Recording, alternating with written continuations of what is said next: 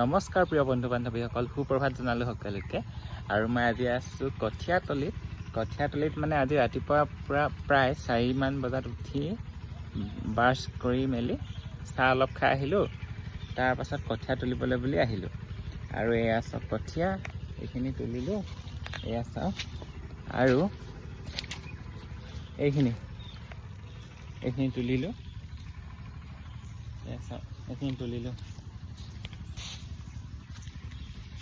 তাৰপাছত এতিয়া 7টা বাজিলে, এতিয়া ছুটি আৰু মায়ো স্কুল যাব। এয়া একদম টাইম মিলি গ'ল।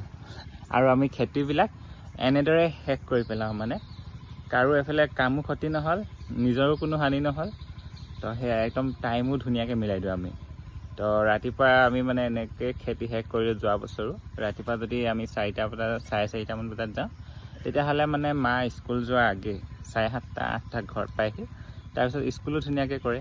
তো ঠিক তেনেকৈ মানে আজিও সেনেকুৱাই। আৰু 7টা বাজিছে, এতিয়া 7টা বাজিছে। তাকে আৰু আজি নহয়, কাইলৈ ৰুম।